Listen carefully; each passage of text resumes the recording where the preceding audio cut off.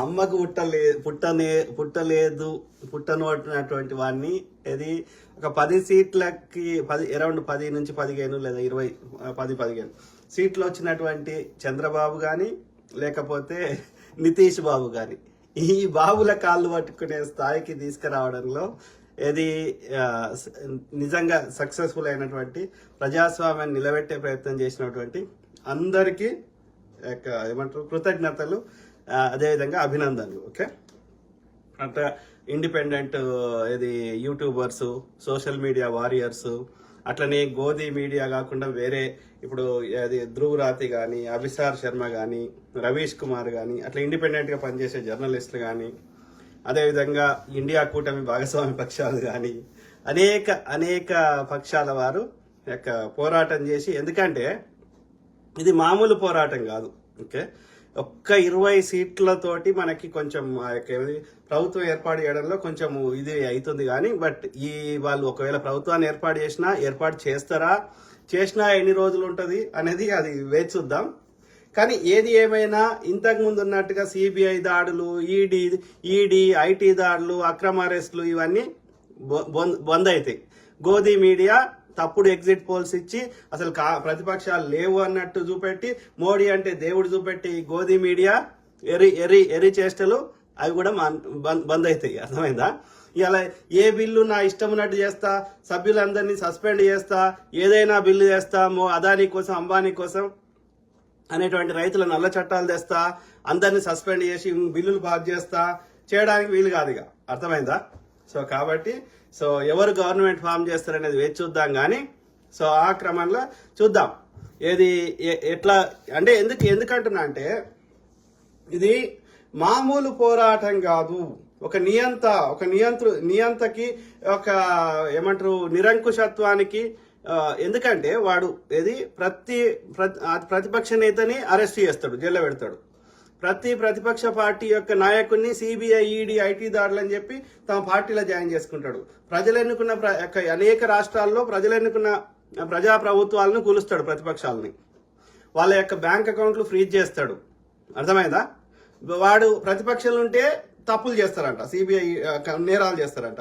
BJP కండువ కప్పుకుంటే ఎలాంటి నేరాలు ఉన్నాయంట. అంటే ఎన్ని రకాలుగా అబ్యూజ్ చేసిండు వాడు ప్రజాస్వామ్యాన్ని, ఎన్ని రకాలుగా కొన్ని చేసిండు. ఒక్క ప్రతిపక్ష నేత దగ్గర పైసలు లేకుండా చేసిండు. అట్లా ఏది ట్రాన్స్పరెంట్ గా ఉండే రాజకీయాల పార్టీలకు ఇచ్చే చందాలని మొత్తం ట్రాన్స్పరెన్సీ తీసేసి లక్షల కోట్లు దోసుకున్నాడు. అర్థమైందా? ఎక్కడో 200 స్థానంలో ఉన్న అదానిని ఇలా నంబర్ 2 చేసిండు. అంటే ఎన్ని రకాలుగా అబ్యూజ్ చేసిండు వాడు, ఎన్ని రకాలుగా దోసుకున్నాడు. దేశ ప్రజల హిందువులు, క్రిస్టియన్లు, ముస్లింలు అనకుండా అంత సొమ్ము దోసుకొని 5 కిలోల దొడ్డు రేషన్ బియ్యం ఇస్తాడు పారవశేటి, ఎవడు తిననటువంటి. అర్థమైందా? ఎన్ని రకాలుగా అబ్యూజ్ చేసిండు వాడు. ఎక్కడ డబ్బులు కనిపించినా దోసుకున్నాడు. గుజరాతోడు కానీ, బాపనోడు కానీ, బీజేపీకి సంబంధించిన వాళ్ళు ఇవాళ అవన్నీ చేయలేరు. ఇక ఎప్పుడు గవర్నమెంట్ ఉంటుందో ఎప్పుడు ఉడుతుందో ఎవరికి తెలియదు. ఓకే, అర్థమైందా? ఎప్పుడు మధ్యంతర ఎన్నికలు వస్తాయో తెలియదు. వాడు ఇప్పుడు మద్దతు ఇచ్చేటోడు ఆ ఒక్కరిద్దరు ఇడిదికి ఎప్పుడు వస్తారో తెలియదు. వాడు ఏది పాస్ చేయలేడు. రేపు పార్లమెంట్లో ఏది చర్చ లేకుండా ఏ బిల్లు పాస్ చేయలేడు. కావాల మనిషి చేసినాం కదా. ఒక్క 20 సీట్లు మన అంచనాకి కొన్ని చోట్ల తారుమారైపోయి మనకి ఇది ఇంకా పూర్తిగా 100% కాన్ఫిడెన్స్ గా మనం గవర్నమెంట్ ఫామ్ చేయలేకపోతున్నాం కానీ, బట్ అయినా సరే వాడు పెట్టిన ఎన్ని రకాలుగా నియంతృత్వ వాటికి మధ్యలో తట్టుకొని నిలబడి ఇన్ని సీట్లు గెలవడం అనేది అసలు వీడు ప్రెస్ కాన్ఫరెన్స్ కి రాడు. రాహుల్ గాంధీ ఇన్నిసార్లు ప్రెస్ కాన్ఫరెన్స్ కి వస్తే వాడిని పప్పు అంటాడు. మరి ఆ పప్పు ఇలా 100 సీట్లు గెలిపించాడు. అర్థమైందా? మనం కాంగ్రెస్ తరఫున మొత్తం సీట్లకు పోటీ చేయలేదు, ఎందుకంటే వ్యతిరేక ఓట్లు చీల్తాయి కాబట్టి. ప్రతి రాష్ట్రంలో అక్కడున్న బలమైన ప్రతిపక్షంతో మనం పొత్తు పెట్టుకున్నాం కాబట్టి మనం ఎక్కువ సీట్లు పోటీ చేయలేదు. ఇప్పుడు కాంగ్రెస్ కున్న వేవ్ కి మోడీ ఉన్న వ్యతిరేకత, కాంగ్రెస్ ఎన్ని సీట్లు పోటీ చేసినా గెలిచే అవకాశం గెలిచేది అది ట్రెండ్ కనిపిస్తుంది. అర్థమైందా? కొన్ని రాష్ట్రాల్లో మన అంచనాకి కొంచెం తారుమారైనవి తప్ప మెజారిటీ రాష్ట్రాల్లో మన అంచనాకి మించి వచ్చినాయి. ఓకే, ఈ యొక్క ఒక్కొక్క రాష్ట్రం గురించి ఇండివిజువల్ నేను డీప్గా చెప్తా నంబర్తో సహా. కానీ ముందుగా మన తెలుగు రాష్ట్రాల గురించి మాట్లాడుకుందాం. ఓకే, ఒకటి తెలంగాణ, ఆంధ్రప్రదేశ్. సో ఆంధ్రప్రదేశ్ కొంచెం ఎక్కువ మాట్లాడాలి కాబట్టి తెలంగాణ మాట్లాడుకుందాం ఫస్ట్. తెలంగాణలో ఇది 17 సీట్లలో మనం అంచనా వేసిన మన ఎక్స్పెక్టేషన్ ప్రకారం మనకు ముందే తెలుసు ఆయన ఓవైసీ గారు గెలుస్తారన్నారు, గెలిచారు. కానీ ఆ మాధవీలత అనేట ఆమె ఇంట్లో బోళ్ళు కడగడానికి కూడా పనికిరాని, చెత్త ఉడవడానికి కూడా పనికిరాని మాధవీలత ఎన్ని డ్రామాలు వేసిందో. శివుని గుళ్ళల్లో ఉండే శివుని వీధులలోకి తెచ్చి తామని శివుని అవమానించింది దరిద్రపుది. అందుకే ఆ పరమశివుడే ఆ మాధవీలత ఎడ్డిదాన్ని ఓడగొట్టిండు. అవునా కాదా చెప్పండి మిత్రులారా. సో అంటే పొద్దుగాలేస్తే హిందూ ముస్లిం మరి నువ్వు చెప్పిన లాజిక్ ప్రకారం అయితే అక్కడ ఓల్డ్ సిటీలో ఉన్న హిందువులు మాధవీలతకు ఓటేసినా మరి మాధవీలత కన్సిడరబుల్ ఓట్లు వచ్చేటి కదా. అరే మతం మీద ఓట్లు పడేరా అయ్యా. నువ్వు బువ్వ పెట్టేది చెప్పండి, తిండి పెట్టేది విద్యాలయాలు లేకపోతే ఇంకోటి పనికొచ్చేది చెప్పండి. మతం అనేది ఎవరి బిలీవ్ సిస్టమ్, వాడు మొక్కుంటాడు, వానికి మానసిక ప్రశాంతత దొరుకుతుంది, గంతవరకే. జై శ్రీరామన్ కూర్చుంటే బువ్వ రాదు, అర్థమైందా. సో ఆ క్రమంలో అది ఓల్డ్ సిటీలో మన మాధవీలతను ఓడిపోయింది. తర్వాత మిగిలిన కేసీఆర్ అనే దుర్మార్గుడు నా అంచనా ప్రకారం ఆయన అదే ఈ బాపనోడు బీజేపీ వాడు అందరిని భయపెట్టించి గెలవాలని ప్రయత్నం. అట్లా ఎన్నికల ముందు ఎన్ని పార్టీలను కూల్చిండు, ఎన్ని ప్రభుత్వాలను కూల్చిండు, అది 10-15 కూల్చి మన కాంగ్రెస్ ఏడుంది అంటాడు. కాంగ్రెస్ గట్టి నేను నమ్ముకుంటా, కాంగ్రెస్ ఏం చేసింది అంటాడు. వానికి ఎంత అంటే నేను ఏం చేసినా నడుస్తుంది. నడిచిందా? నడవదు, అట్లా నడవది. నీ ఒక్కరికే తెలివి పెట్టింది అనుకుంటే భ్రమ అది.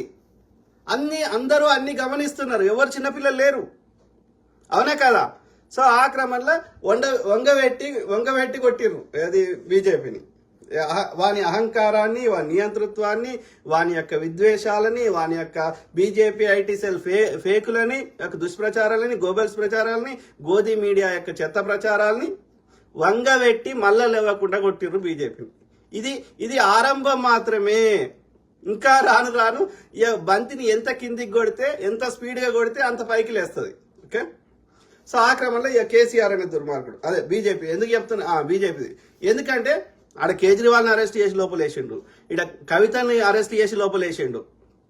సో తన బిడ్డని ఇడిపించుకోవాలన్న దాంతో ఆ కారణమా, లేకపోతే కాంగ్రెస్ మీద కోపం పెట్టుకున్నాడా అసెంబ్లీలో ఓడగొట్టిరని మన కారణాలు కరెక్ట్ తెలియదు.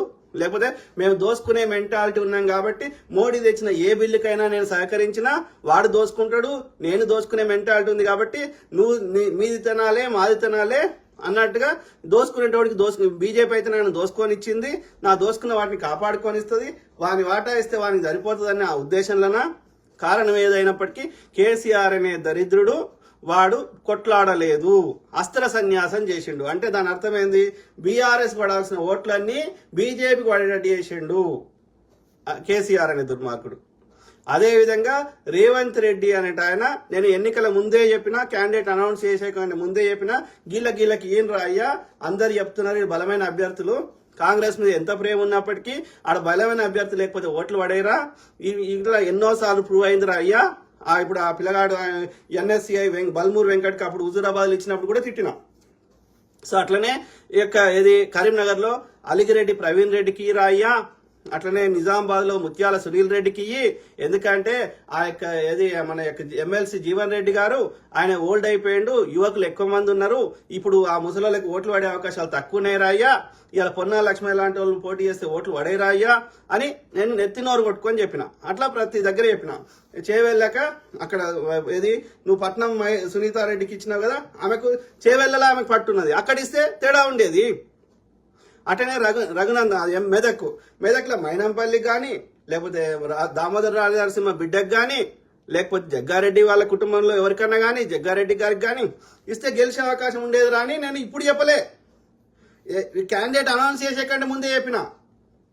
అరే ముదిరాజు అనేటోడు వాడికి రాజకీయ అనుభవం లేదురా అయ్యా, వాడికి ఎక్కువ ఓట్లు పడే అవకాశం లేదు, వాడికి పెద్దగా ఇది అని ఏ రకంగా లేడు అని నేను చాలాసార్లు చెప్పిన.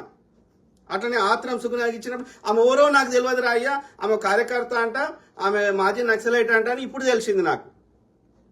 కానీ ఆ యొక్క ఆమె ఎవరికి తెలియదు రా అయ్యా. ఆడ నరేష్ యాదవ్ కానీ ఎవరైనా ఇంకా వేరే వాళ్ళు ఎవరైనా బలమైన ఈరా అంటే అట్లా ఇయ్యలే. సో అంటే నాకేమనిపిస్తుంది, ఈ ఆడ బొంతు రామ్మోహన్కి ఇస్తే గెలిచే అవకాశం ఉందని చెప్పారు. సో ఏది ఏమైనా నా అంచనా ప్రకారం నేను ఆలోచించిన కాడికి, నేను విశ్లేషించిన కాడికి ఈ ఓటుకు నోటు కేసులో లోపలేస్తారని భయపట్టిస్తే వాడు భయపడ్డా రేవంత్ రెడ్డి గారు, లేదా యొక్క పైసలు తీసుకున్నాడా నాకు తెలియదు. కానీ కారణం ఏదైనా సరే కొన్ని బీజేపీలో జర ఇంతో అంతో పేరున్నోడు బలమైనోడు అనిపించిన వాళ్ళందరికీ అక్కడ బలహీన అభ్యర్థికి టికెట్ ఇచ్చిండు కావాలని అనేది నా అభిప్రాయం. లేకపోతే ఇంకొక 4 నుంచి 5 సీట్లు అన్నా, అంటే ఒక తక్కువ 12 నుంచి 14 అన్నా కాంగ్రెస్ గెలుస్తుండే అనిపించింది నాకు. రెండోది, రేవంత్ రెడ్డి గారు తను ఎక్కువ ప్రచారం చేసుకుంటారు కానీ ఆయన మాట్లాడు వరకే అనేది, కానీ ఆయనకు గ్రౌండ్ లో పట్టు ఉంది అని నేను అనుకోవట్లేదు.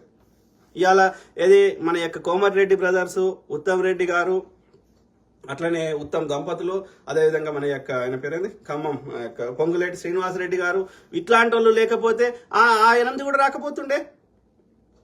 రేవంత్ రెడ్డి గారు గెలిపించింది ఏం లేదు. రేవంత్ రెడ్డి గారు మల్కాజ్గిరిలో తన ఎంపీగా ఉన్న మల్కాజ్గిరిలో ఎమ్మెల్యేని గెలిపించుకోలేకపోయిండు, ఎంపీ గెలిపించుకోలేకపోయిండు. రేవంత్ రెడ్డి గారు తన సొంత గడ్డ మహబూబ్ నగర్ లో గెలిపించుకోలేకపోయిండు అని నేను చెప్పిన. వంశీచంద్ర రెడ్డి గ్రౌండ్ లో లీడర్ అయ్యా, వాడు ఢిల్లీలోనే ఉన్నాడు చాలా రోజుల నుంచి. వేరే మన్నే జీవన్ రెడ్డి అన్నారు, ఇంకా వేరే వాళ్ళు అన్నారు, ఆలోచించమని ఇప్పుడు చెప్పలే. నేను ఎన్నికలు అయిపోయినా కూడా చెప్తాడు. నేను ఆ సీట్లు అనౌన్స్ చేసే ముందే చెప్పిన, టికెట్లు అనౌన్స్ చేసే ముందే బలమైన వాళ్ళకి ఈయనరా అంటే ఆ వెల్లచాల ఆడ వెల్మాని గెలవాడు రాయ్యా కరీంనగర్ లో, ఆ వెల్లచాలకి ఎందుకు ఇచ్చినవారు అయ్యా అని చెప్పినాం. ఆడ బీసీ వన్ కన్నా ఇచ్చేది ఉండే, లేదంటే ఇక్కడ ప్రవీణ్ రెడ్డి కన్నా ఇచ్చేది ఉండే, కంపల్సరీ ఈజీ గెలుస్తుండే కరీంనగర్ లో. ఆడ బీసీ సామాజిక వర్గం ఎక్కువ ఉంది అంటే నా అంచనా ప్రకారం బండి సంజయ్ గారితో కాంప్రమైజ్ అయిందనేది నా అనుమానం. మరి ఇట్లా చేస్తే ఎట్లరా అయ్యా? ఇవాళ 8 సీట్లే ఆడ రాహుల్ గాంధీ ప్రైమ్ మినిస్టర్ కావడానికి, ఆ ఇండియా కూటమి రావడానికి, బీజేపీ యొక్క నియంతృత్వం సావడానికి ఆ 8 సీట్లు కూడా ఇవాళ కౌంట్ అవుతున్నాయి కదా. ఇలా నితీష్ కుమార్కి వచ్చిన 12 సీట్లు, చంద్రబాబు నాయుడుకి వచ్చిన 16 సీట్లు కౌంట్ అవుతున్నాయి కదా. ప్రతి సీట్ ఇంపార్టెంట్ అయిపోయింది కదా. మళ్ళీ నువ్వు యొక్క నేషనల్ మీడియాలకు పోయి అన్నిట్లోకి పోయి మాకు 16 సీట్లు వస్తాయి, 14 సీట్లు వస్తాయి అని చెప్తివి.